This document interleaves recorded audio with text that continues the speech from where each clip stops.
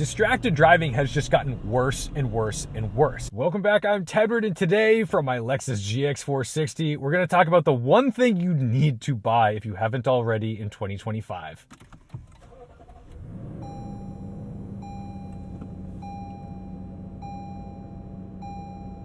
This is not even a sponsored video. This is just good, healthy consumer advice for people who watch this channel, because the one thing I have in this car that I really love having, and it has been incredible to record the insanity that has occurred throughout the year of 2024, is this Garmin dash cam. And I don't care if you buy a Garmin, I really prefer the Garmin. It's what I like, it's simple, but you can go out and get whatever you'd like. And there's a dash cam at any price point for everybody. So if you want to go get the crazy ones that are set up on the cloud and they have front and rear or side or everything, whatever, at least get a forward-facing dash cam that is easy to get information on and off of. So let's get out on the road and I'll tell you why, and I'll pepper in some fun little treats that I discovered that luckily didn't total this car, but very easily could have.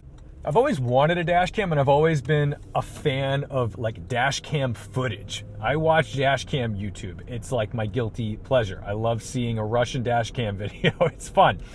But not everything is a train hitting a semi truck, right? Like those things do happen, but they're not the most common. All right, see, like, go ahead, just do your thing. You're using a blinker, that's great. There's a lot of reasons you should get a dash cam, not the least of which because if you have some insane thing happen to you that goes viral, you can make a little money off the video. But the real reason to buy a dash cam is because people lie. They lie through their teeth when they're up against a wall and they are trying not to admit fault. And that little camera, that cheap little camera with a memory card in it, is your ticket to winning a court case or to not having to pay out on insurance. I mean, it's insane what people will lie about. And back before dash cams, the number one story that I remember was my mom's car got backed into. She was at a red light and this lady threw it in reverse and backed into her car. And the woman gets out of the car and she says, "Oh my God, I'm so sorry. I was too far out and then the light turned red, so I backed up." She goes, "Don't worry about it. It doesn't look too bad, but there's a cop right there. Let's just get him over here." Cop walks over, and the woman looks straight at the cop and says, "She rammed into me. She just went right in and rear-ended me." And my mom's like, "Oh my God." Now, what this woman doesn't know is that my mother grew up in like South Boston and that was not going to fly. And you can imagine the things that were said and the fear that my mother stoked in this woman's heart to get her to admit her obvious fault. But that's the thing. They will lie to your face to not have to accept responsibility for an accident. And if I were killed in a car accident because someone did something horrifically stupid and then they blamed me for it because the other party survived it, well, this little memory card is going to clear that up. Now, I've had deer run out in front of me. That's always fun to show your friends on a dash cam. Like, look at this. Can you believe it? Because sometimes that doesn't go so well and you don't get lucky that you get to show the aftermath of it as like, oh, good, it just ran across and it was close. Not a big deal.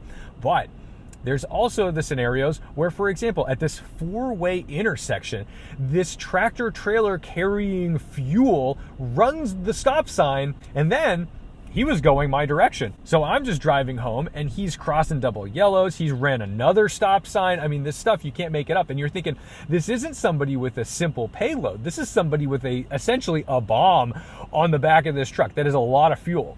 Not to mention the people on the highways. In fact, my buddy Eddie sent me this video today from his Integra, and this car just basically came straight into his lane and was not looking, was already driving a little erratically. And that's the thing is, if that was a collision, if that actually did hit Eddie, he may be in a 50-50 situation if the insurance companies decide that he's partially at fault. But instead, you've got dash cam footage, and this is such a cheap way to not have to pay out thousands of dollars in insurance premiums or deductibles. Dash cam footage on an enthusiast driving day, maybe not the most important. See, this guy's on his phone, blows through, whatever, like, we're cool. But if he did that a little closer and crashed into us, at least I've got the dash cam footage. And frankly, the people who need the dash cams the most, I think, are people who are just commuting day to day, because people don't pay attention to anything. They're all staring at their phones. And if they're not staring at their phones, they're staring at their overly complicated cars. If you get into any modern cars lately, you'll be immediately reminded that more technology is not necessarily better. It is incredibly frustrating. Distracted driving has just gotten worse and worse and worse. And yes, they put in all these laws and regulations about not using a handheld device, so you're not allowed to hold and use your phone. But the reality is you're not allowed to use your phone at all in the car, but you are allowed to use the car. You're allowed to touch your Apple CarPlay. And this car, I love this Lexus and my Honda, very, very simple systems. I still have buttons for most things. It's easy to find stuff. But if you get into a lot of like high-end luxury cars with a lot of technology, too much technology, those are all so overly complicated that it is incredibly distracting, especially if you're not very, very familiar with the thing you'd like to do. For example, even in the Lexus LC500, that beautiful sonorous V8 sports car, top up or top down, great car, but it takes a couple keystrokes of this little guy to get you to a point where you can turn on and off your heated seats. Luckily, I've got my heated seats right here. It's very easy. I got my heated steering wheel down here. It's very easy. That's not the case for a lot of these cars, and yet it's legal to play with those devices, get distracted by those devices because it's part of the car. Even though your phone is probably more muscle memory and easier to use. I'm not advocating for using your phone while driving. You shouldn't be, but it is probably safer to use your phone than an unfamiliar car, and for whatever reason, that is legal. And that's where a dash cam comes in handy, because a distracted driver may not accept fault because they were distracted, but they may not actually have known how they got in the accident. So their accident report is essentially going to be BS, because they're going to be like, well, this happened. Well, did it? Is that really what you saw? Because you didn't see anything. You weren't even looking. And I can't even begin to try to understand why people do the things they do on the road. And having a dash cam means that I don't have to explain that anymore.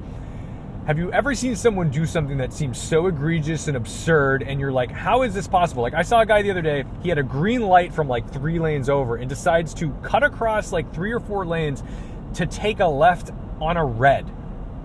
Somehow he managed to run a red light when he had a green light. You can't make this up. And if that turned into an accident, I don't even know that anyone would believe me.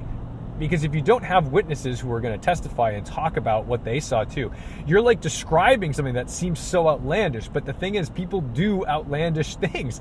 And when you have it on video, it makes it so much easier to be like, hey, this is what really went down. Can you believe it? And then you go from telling an outlandish story to people being like, wow, that guy made a psychotic move that makes no sense. Of course, they're at fault. That's important. The problem with driving, most accidents, most kerfuffles, most road rage incidents, it's simply down to the fact that there is very little communication in a car. You can't communicate in a car. We have horns, we can wave to each other, but at speed, under a lot of circumstances, there is no communication. You can yell all you want, but no one can hear you. You might be flashing a car at night to tell them that their headlights aren't on while they're approaching you, but there's maybe a car you didn't see sitting on the corner who is waiting to move out and thinks that you are flashing them to let them go and yield right of way. And then they pull out and you get in an accident. Well, I guess that's your fault. But the reality is that kind of stuff can happen. And if you can't prove it, you could say, oh, this guy flashed me to let me go. I don't know how much that holds up in a court case, really. But still, you might be able to prove hey, this person signaled me to go and then we got in an accident.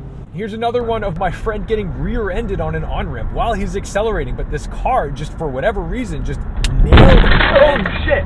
It's it looks like the kind of thing where this guy would be able to say, oh, my friend, stood on the brakes and I crashed into him. There was no avoiding it. He made some erratic decision. It's no, we have the dash cam footage. We can prove that you just slammed into him for no reason.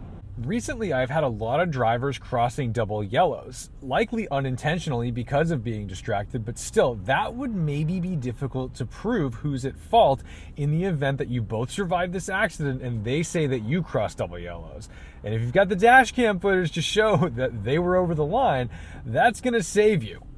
Or if something flies off of a truck and nails you, hits the windshield, hits your car, or just really does some damage. Sometimes a wheel will fall off of a semi-truck and it can do a severe amount of damage and no one may believe what happened. They might not know what to do, and then you're out your deductible. So while we drive into the solar glare, that is my first piece of advice for you guys in 2025. It's ridiculously inexpensive to get into any kind of dash cam. I prefer my Garmin. I do have an affiliate link, but I don't really care if you use it or don't use it, because if it's going to help you avoid insurance premiums or be able to send unbelievable videos to your friends where you're like, can you believe this happened? Then yeah, it's such a simple thing to have in your car. And honestly, if you don't ever need to pull that memory card out because nothing that bad ever happens to you, great, that's perfect. But when something does happen and someone else is a better liar, or if you're in the crappier car but the cop believes the rich guy in the Mercedes but not you in your like Hyundai Elantra, well, that's a problem. If you've got that proof, no one's gonna question it. So, you know, go out, get yourself a dash cam, and protect yourself from people who are just gonna lie through their teeth to get away with messing up your car or injuring you. Thank you so much for watching, liking, commenting, and subscribing. Don't forget to respect the drive, and I'll see you in the next one.